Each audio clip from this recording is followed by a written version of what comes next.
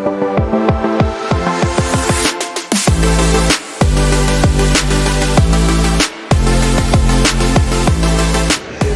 Guys, welcome at our YouTube channel. आज की video में हम पढ़ेंगे 11th क्लास की हिस्ट्री का चैप्टर नंबर 7। इस चैप्टर के आज हम पढ़ने वाले हैं MCQ क्वेश्चन, 2 मार्क्स क्वेश्चन और 3 मार्क्स क्वेश्चन। बहुत ज़्यादा इंपॉर्टेंट क्वेश्चन आज हम पढ़ने वाले हैं इस चैप्टर के अंदर। फुल चैप्टर हम पढ़ चुके हैं, फुल कोर्स हमने पढ़ लिया है हिस्ट्री का 11th क्लास का, मगर अब हम सिर्फ MCQ क्वेश्चन और सारे के सारे लॉन्ग क्वेश्चन कवर करेंगे। तो गाइस स्टार्ट करते हैं आज के अपने मोस्ट इम्पोर्टेंट क्वेश्चन। सबसे पहले हम MCQ क्वेश्चन पढ़ेंगे। तो पहला MCQ क्वेश्चन है हमारा, यूरोप में पुनर्जागरण का आरंभ किस देश से हुआ? यानी कि जो पुनर्जागरण की शुरुआत हुई थी वो कौन से देश से हुई थी? तो ऑप्शन दे रखे हैं हमें का इंग्लैंड, जर्मनी, फ्रांस और इटली। जो हमारे पुनर्जागरण की शुरुआत हुई थी वो हुई थी इटली में। कहाँ हुई थी पुनर्जागरण की शुरुआत? इटली में। आते हैं नेक्स्ट क्वेश्चन पे। नेक्स्ट क्वेश्चन क्या है हमारा? नेक्स्ट क्वेश्चन है द प्रिंस ग्रंथ का लेखक कौन थे? यानी कि जो द प्रिंस नाम का ग्रंथ है वो किसने लिखा था? तो हमें 4 ऑप्शन दे रखे हैं। पहला ऑप्शन दे रखा दांते, सर्वेटनीज, मैकियावली और बुकेशिया। जो द प्रिंस ग्रंथ के लेखक थे उनका नाम था मैकियावली। मैकियावली जो थे उन्होंने ये वाला ग्रंथ लिखा था। थर्ड क्वेश्चन है हमारा। थर्ड क्वेश्चन का नाम है टॉमस सूर ने कौन सी पुस्तक लिखी थी? यानी कि टॉमस सूर नाम के जो व्यक्ति थे उन्होंने एक पुस्तक लिखी थी। उस पुस्तक का नाम क्या था? Utopia, Monarchia, Hamlet, the prince. तो उन्होंने जो पुस्तक लिखी थी उसका नाम था यूटोपिया। आते हैं फोर्थ क्वेश्चन पे। फोर्थ क्वेश्चन क्या है हमारा? फोर्थ क्वेश्चन है नई दुनिया की खोज किसने की थी? यानी कि नई दुनिया की खोज करी थी किसने करी थी? वास्को डी गामा ने, कोलंबस ने, मैगेलन ने और पिज़ारो ने। जो हमारी नई दुनिया की खोज थी वो करी थी कोलंबस ने।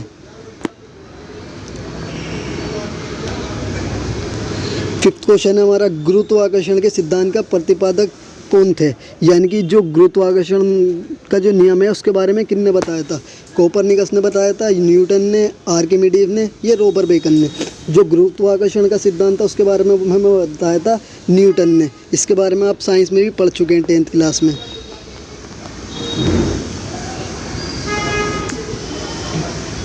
आते हैं नेक्स्ट क्वेश्चन पे। नेक्स्ट क्वेश्चन हमारा भारत के मार्ग की खोज किसने करी थी? यानी कि भारत की तरफ आने वाले रास्ते की खोज किसने करी थी? कोलंबस ने, वास्को डी गामा ने, अमेरिगो ने या मैगेलन ने। जो हमारे वास्को डी गामा थे वो जब समुद्र का चक्कर लगा रहे थे उस टाइम पे उन्होंने वास्को डी गामा ने भारत के मार्ग की खोज कर दी थी। आते हैं 7th क्वेश्चन पे। 7th क्वेश्चन क्या है हमारा? लैटिन साहित्य का पिता किसे कहा जाता है?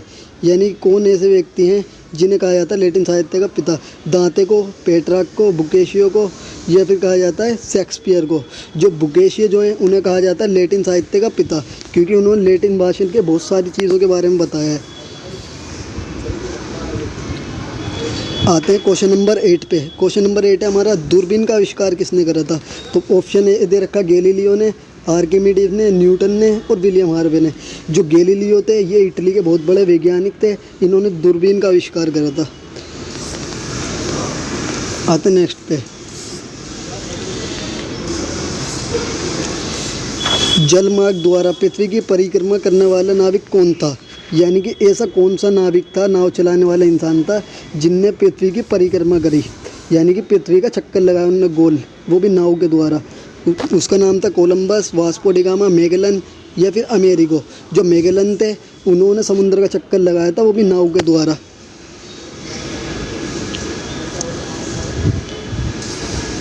क्वेश्चन नंबर 10 था हमारा प्रोटेस्टेंट धर्म का संस्थापक कौन था? यानी कि मार्टिन लूथर जो थे उन्होंने करी थी प्रोटेस्टेंट धर्म की शुरुआत, या ऑगस्टाइन ने, हेनरी चतुर्थ ने या फिर हॉनस ने।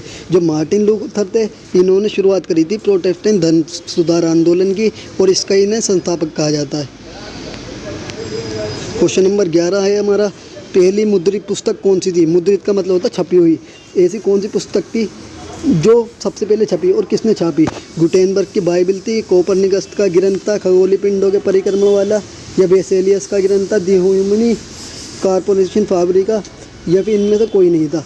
जो पहली सबसे पहले पुस्तक जो थी वो गुटेनबर्ग ने छापी थी, बाइबल।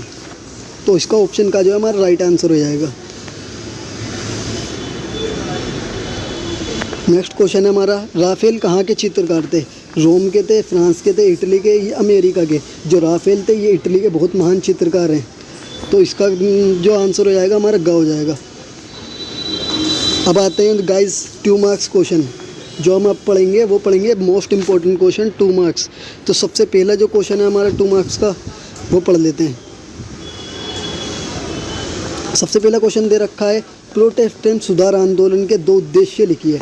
सबसे पहले आपको ये पता होना चाहिए कि प्रोटेस्टेंट सुधार आंदोलन था क्या हुआ था। जिस टाइम पे पादरी जो थे वो सही तरीके से चर्च का काम नहीं कर रहे थे, लोगों में अंधविश्वास फैला रहे थे। उस टाइम पे मार्टिन लूथर नाम के एक व्यक्ति थे, उन्होंने क्या करा, उनका पर्दाफाश कर दिया ताकि ईसाई धर्म में सुधार लाया जा सके, ईसाई धर्म पवित्र हो जाए। इसलिए जो आंदोलन चलाया गया था वो था प्रोटेस्टेंट आंदोलन। उसके बारे में अब हम पढ़ने वाले हैं कि वो था क्या। उसका सबसे पहला ही उद्देश्य यही था, मार्टिन लूथर ने इसकी शुरुआत करी थी, जैसे कि मैंने बता दिया आपको 1517 में। इसका सबसे पहला उद्देश्य ये था, चर्च और मठों में जो भ्रष्टाचार फैल रहा है ना पादरियों की वजह से, उसे ख़त्म करना। जो पादरी बेकार का जीवन जी रहे हैं, लोगों को पागल बना रहे हैं, उन सब तरीक़ों को ख़त्म करना। ये 2 सबसे मेन कारण थे प्रोटेस्टेंट सुधार आंदोलन के। अब पढ़ लेते हैं हमारा सेकंड क्वेश्चन क्या है, लियोनार्डो दा विंची कौन थे? जैसे कि मैंने आपको बुक पढ़ाते टाइम भी समझाया था कि ये जो थे एक बहुत बड़े कलाकार थे, कलाकार के साथ साथ चित्रकार भी थे। इनकी 2 जो रचनाएं वो बहुत ज़्यादा प्रसिद्ध हैं, मोनालिसा और द लास्ट सफ़र। इन्होंने बहुत बड़े बड़े बेहतरीन चित्र भी बनाए, जिनमें मोनालिसा और लास्ट सफ़र मेन है। अब यूटोपिया किसकी रचना थी ये बताना आपको। तो टॉमस सूर नाम के एक व्यक्ति थे, उन्होंने लिखा था यूटोपिया ग्रंथ को, पुस्तक उनकी थी है। पुनर्जागरण का क्या अर्थ होता है? जैसे कि अगर हम साधारण भाषा में पढ़ें तो पुनर्जागरण शब्द का इस्तेमाल जब हुआ था जिस टाइम पे अंधकार फैला हुआ था, अंधविश्वास फैले थे। उस टाइम पे यूरोप में जब नई शिक्षा का पुनरुद्धार हो गया था, यानी कि जब लोग दोबारा से जागरूक होने लग गए थे, रोमवासियों के बारे में यूरोप के लोग जानने लग गए थे, उनकी शिक्षा के बारे में, उनकी विद्या के बारे में। तो लोग जो थे जागरूक जो हो गए थे, इसी लोगों के जागरूक होने को पुनर्जागरण कहा गया था। यानी कि उस टाइम पे जो विज्ञान में नई नई तरक्की हो गई, टेक्नोलॉजी आ गई, कला आ गई, नई नई चित्र बनाने के नए तरीके आ गए, और भी बहुत सारी चीज़ आ गई, संगीत का भी आविष्कार हो गया, बहुत सारी चीज़ होगा। तो लोगों का जो जीवन था वो बहुत बेहतरीन होता चले गया। इसी को कहा गया पुनर्जागरण। ये क्वेश्चन बहुत ज़्यादा रिपीट होता है एग्ज़ाम में। पुनर्जागरण का प्रारंभ सर्वप्रथम कब और किस देश में हुआ था? जो पुनर्जागरण की शुरुआत हुई थी वो 1300 ईस्वी में हुई थी और इटली के अंदर हुई थी। नेक्स्ट क्वेश्चन जो है हमारा, नेक्स्ट क्वेश्चन है, छापे खाने का आविष्कार किसने करा था? ये बताना और कब करा था। जो छापे खाने का आविष्कार जो करा था वो जर्मनी के एक निवासी थे जिनका नाम था गुटेनबर्ग। इन्होंने सबसे पहले करा था और इन्होंने छापे खाने का आविष्कार करा था 1465 में। और इन्होंने सबसे पहले जो छपाई करी थी वो बाइबल की छपाई करी थी इन्होंने।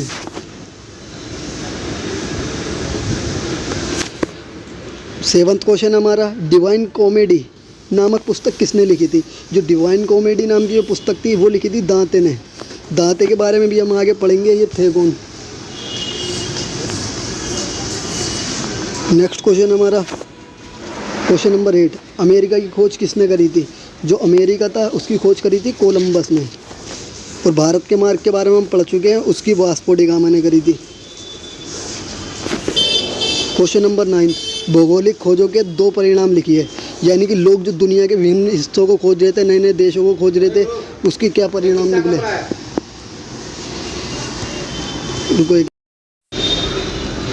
जो लोगों का विभिन्न देशों को खोजने का जो कारण था वो भी बहुत, अभी मैं समझाऊंगा आपको क्या कारण था, मगर ये पढ़ लेते हैं पहले उसके परिणाम क्या निकले। यानी कि लोगों ने नए नए देशों की जो खोज करी, नए नए महासागरों की खोज करी, उसके क्या परिणाम निकले। तो सबसे पहले जो परिणाम ये निकला कि व्यापार जो गया वो बढ़ गया, बहुत ज़्यादा व्यापार का विकास होने लग गया था, क्योंकि नए नए देश मिल गए थे, वहाँ पे नई नई चीज़ें उगाई जा सकती थी, इसलिए व्यापार बढ़ा।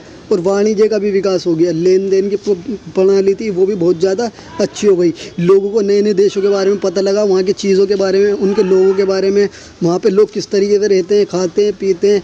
और औपनिवेशिक विस्तार हुआ, यानी कि नए नए देशों को कब्जा बनाते चले गए यूरोप के लोग और उन्हें अपने गुलाम बनवा कर काम करवाना शुरू कर दिया। तो ये थे मेन परिणाम भौगोलिक खोजों के। जो क्वेश्चन नंबर 10 था हमारा, क्वेश्चन नंबर 10 थे पुनर्जागरण का आरंभ इटली में ही क्यों हुआ। और जगह भी तो हो सकता था पुनर्जागरण का आरंभ, यानी कि शुरुआत जो हो सकती थी पुनर्जागरण की वो और देशों में भी हो सकती थी, मगर इटली ऐसा देश क्यों था जहाँ पे हुई इसकी शुरुआत। तो इसके जो मैं अभी थोड़ा सा सिंपल सा समझा देता हूँ, अभी आगे एक्सप्लेन भी करेंगे इसे लॉन्ग क्वेश्चन के अंदर। तो सबसे बस खाली एक इसके अंदर ये लिख देना अब अगर 2 नंबर का है तो, कि जिस टाइम पे तुर्की जो था बहुत ज़्यादा शक्तिशाली हो गया था, उसने कुस्तुनतुनिया नाम की जगह को हरा दिया था। इसलिए कुस्तुनतुनिया के जो लेखक थे, विचारक थे, कलाकार, चित्रकार, ये सब जो थे वो इटली चले गए और इटली में जाके इन्होंने अपना ज्ञान फैलाना शुरू कर दिया था। इसलिए वहीं पे इटली के अंदर ही पुनर्जागरण की शुरुआत हो गई। तो ये सिंपल सा आप लिख सकते हैं इसके अंदर। नेक्स्ट क्वेश्चन क्या हमारा 11वां क्वेश्चन, यूरोप में पुनर्जागरण के 2 प्रमुख कारण लिखिए। यानी कि यूरोप में क्यों हुआ पुनर्जागरण और जगह क्यों नहीं हुआ। तो सबसे पहला जो कारण था वो ये था भौगोलिक खोज है, क्योंकि यूरोप के लोग चाहते थे नए नए देशों को खोजना और उनकी चीज़ों को पाना कि वहाँ पे क्या क्या चीज़ उगाई जा सकती है। और दूसरा जो कारण था वो था वैज्ञानिक आविष्कार। बढ़िया बढ़िया वैज्ञानिक आविष्कार हो रहे थे। दूरबीन के बारे में लोगों को पता चल गया था, कंपास के बारे में पता चल गया था कि समुद्र से किस तरीके से यात्रा कर सकते हैं, और लोगों को ये पता चल गया था पृथ्वी कैसे परिक्रमा करती है। तो नए नए वैज्ञानिक आविष्कार होते हैं, जिसकी वजह से पुनर्जागरण की शुरुआत हो गई यूरोप के अंदर। नेक्स्ट क्वेश्चन जो है, इटली के किन्हीं 2 चित्रकारों के नाम लिखिए। जो इटली के फेमस चित्रकार हैं उनमें सबसे पहला नाम जो आता है वो माइकल एंजिलो का आता है और दूसरे नंबर पर आता है राफेल का। ये 2 चित्रकार बहुत इंपॉर्टेंट है इटली के। क्वेश्चन नंबर 13 के बारे में पढ़ लेते हैं कि क्वेश्चन नंबर 13 क्या है। पुनर्जागरण काल के किन्हीं 2 वैज्ञानिकों के नाम। अभी हमने चित्रकारों के नाम पढ़ लिए, अब वैज्ञानिक के नाम। वैज्ञानिक जो थे कोपरनिकस थे सबसे पहले, और दूसरे जो थे इटली के, हमने उनके बारे में पढ़ा था, वो गैलीलियो थे, जिन्होंने दूरबीन का आविष्कार करा था। नेक्स्ट क्वेश्चन पर आते हैं। हमारा नेक्स्ट क्वेश्चन है, निम्नलिखित में से प्रत्येक का संक्षिप्त परिचय दीजिए। यानी कि जो जितने भी मैंने नाम लिख रखे हैं ये सारे के सारे आपके बुक के चैप्टर के अंदर दे रखे हैं। इन सब के बारे में डिटेल 1 या 2 नंबर का किसी के भी बारे में इनमें तो पूछा जा सकता है। तो हम एक एक करके सबके बारे में डिटेल से पढ़ेंगे। पेट्रार्क के बारे में भी पढ़ेंगे, माइकल एंजेलियो, राफेल, सबके बारे में पढ़ने वाले हैं अब हम डिटेल से। तो सबसे पहले जो स्टार्ट करने वाले हैं हम, वो करने वाले हैं किससे, हम पेट्रार्क से।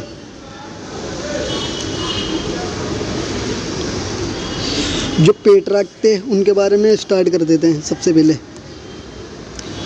पेट्रार्क के बारे में ये पता चलता है ये बहुत महान कवि थे और इन्होंने मानववाद की शुरुआत करी थी। अभी मैं आपको बताऊंगा कि मानववाद होता भी क्या है, वो भी नेक्स्ट क्वेश्चन में पढ़ाऊंगा मैं। बस आपको इतना ध्यान रखना, पेट्रार्क जो थे ये इटली के एक बहुत बड़े कवि थे और इन्होंने मानववाद की शुरुआत करी थी। और इन्होंने अपने इतने अच्छे काम करे जिसकी वजह से समाज में जो अंधविश्वास फैल रहे थे, बुराइयाँ फैल रही थी, वो ख़त्म होती चली गई। अब नेक्स्ट जो है वो है माइकल एंजिलो के बारे में पढ़ लेते हैं कि माइकल एंजिलो जो थे वो थे कौन। जो माइकल एंजिलो जो थे ये इटली के बहुत बड़े प्रसिद्ध कलाकार थे। कलाकार वो होते हैं जो अपनी कलाएँ दिखाते हैं, किसी भी चीज़ के बारे में क्या चित्र बना के दिखाएं। जो इनके मेनली चित्र थे जो सबसे ज़्यादा फेमस हुए, जो उनका नाम था द लास्ट जजमेंट और द फॉल ऑफ मैन। इन्होंने बहुत बेहतरीन चित्र बनाए थे ये दोनों, और ये इनके बहुत फेमस हो गए थे। राफेल के बारे में पढ़ लेते हैं। राफेल थे कौन, ये जो थे ये भी इटली के बहुत बड़े चित्रकार थे। जो राफेल थे ये भी बहुत बड़े चित्रकार थे। इनका जो चित्र था मेडोना नाम का, ये बहुत ज़्यादा फेमस हो गया था। टॉमस सूर के बारे में पढ़ते हैं। टॉमस सूर थे कौन, ये एक बहुत बड़े साहित्यकार थे। साहित्य वो होते हैं जो किसी भी चीज़ के बारे में लिखते हैं, यानी कि साहित्य को लिखते हैं। इन्होंने जो रचना करी थी, इन्होंने यूटोपिया की रचना करी थी, जिसके बारे में हम पीछे भी पढ़ चुके हैं।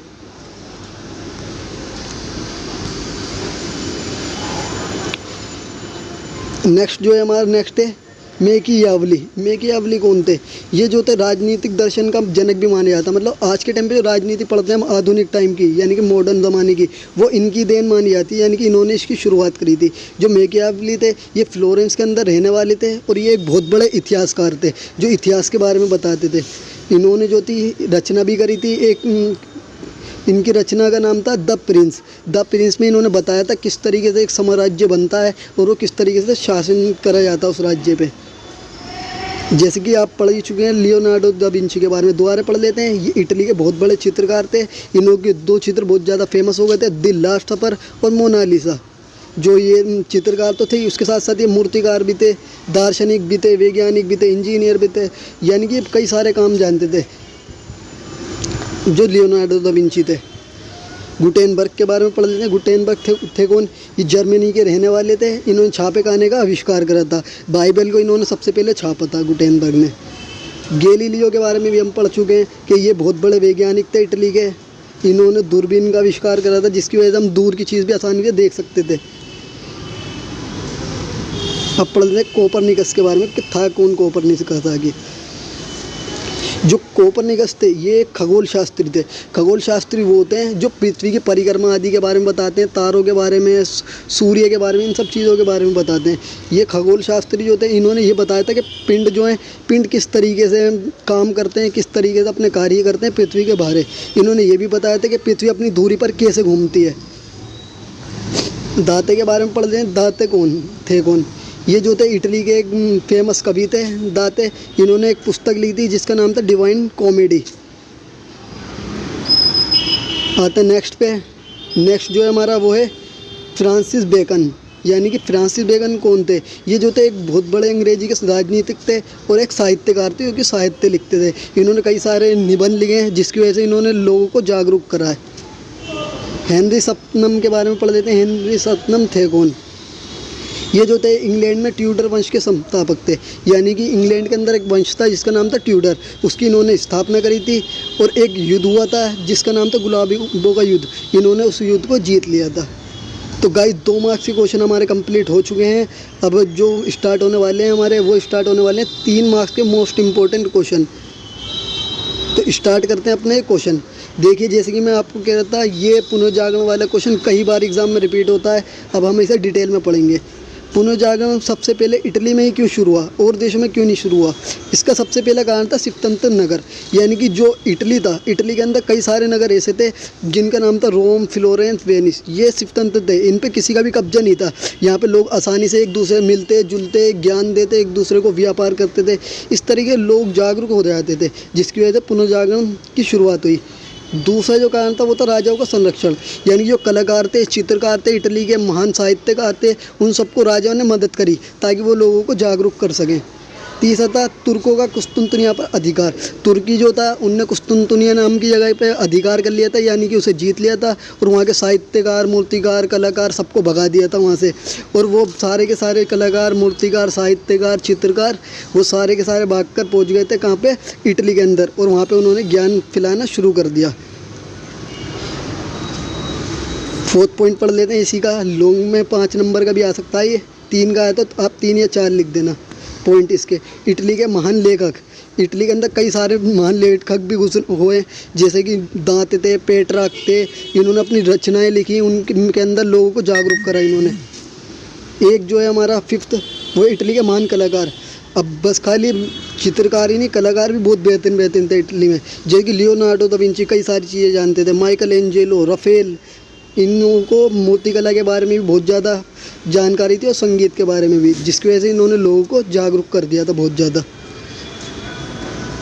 नेक्स्ट जो है हमारा नेक्स्ट है क्वेश्चन, प्रोटेस्टेंट सुधार आंदोलन के मुख्य उद्देश्य क्या थे, इसे बताना आपको। तो प्रोटेस्टेंट आंदोलन जो था वो ये आंदोलन था जब ईसाई धर्म में बहुत ज़्यादा अंधविश्वास फैल गए थे, वो बहुत ज़्यादा बुरा होता चले गया था। तो मार्टिन लूथर नाम का एक व्यक्ति था, उन्होंने उसमें सुधार करने शुरू करे। उस सुधार को ही कहा गया प्रोटेस्टेंट सुधार आंदोलन या धर्म सुधार आंदोलन। जो व्यक्ति थे उनका नाम था मार्टिन लूथर। इन्होंने ईसाई धर्म को शुरुआत करी थी ताकि इसमें सुधार हो जाए।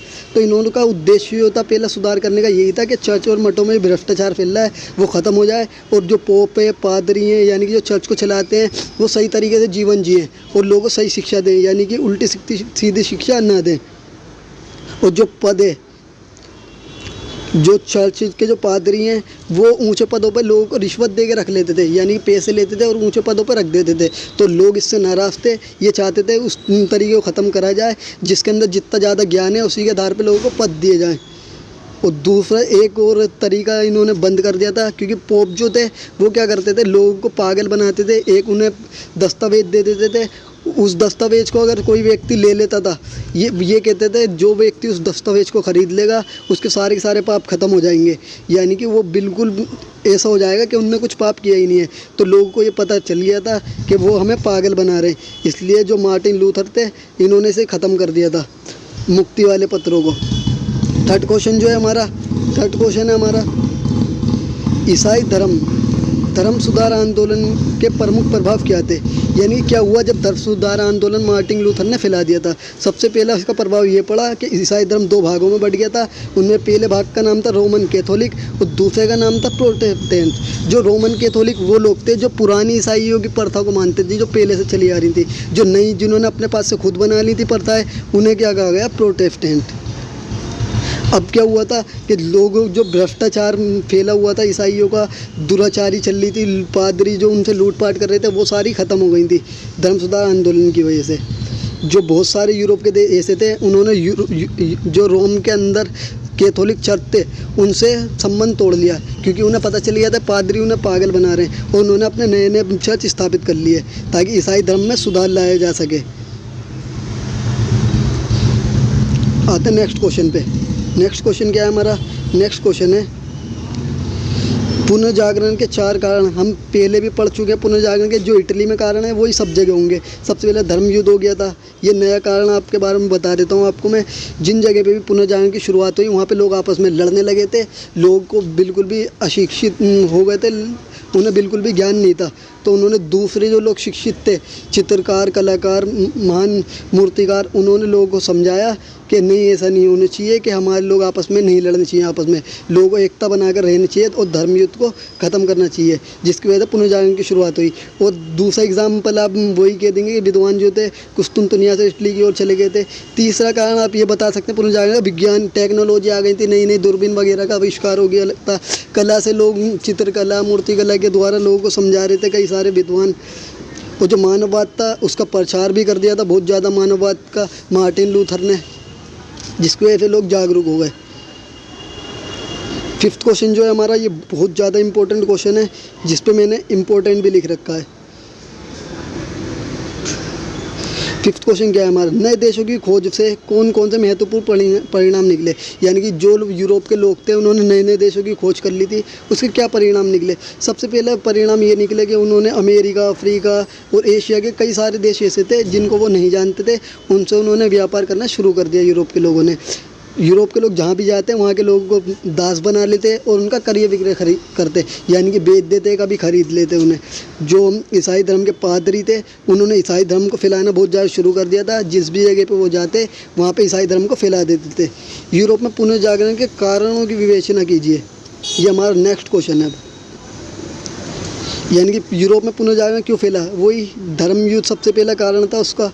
जो धर्म युद्ध मैंने बता दिया है, लोग आपस में लड़ रहे थे, जिसकी वजह से जो नए नए चित्रकार, महान साहित्यकार वगैरह थे, उन्होंने कहा कि आसपास की जो हमारे जागरूक लोग हैं उनसे बातचीत शुरू करो, उनसे बातचीत करो और ज्ञान हासिल करो।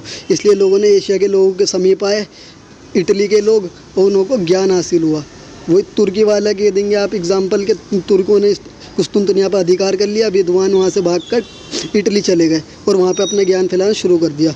सामंतवाद का पतन, जो सामंतवाद जो था ऐसी प्रथा जिसके द्वारा जो बड़े अमीर लोग होते थे वो गरीबों को अपना गुलाम बना लेते थे और फ्री में उनसे काम करवाते थे। ये प्रथा ख़त्म हो गई थी, लोग जागरूक हो गए, इसकी वजह से पुनर्जागरण की शुरुआत हो गई थी।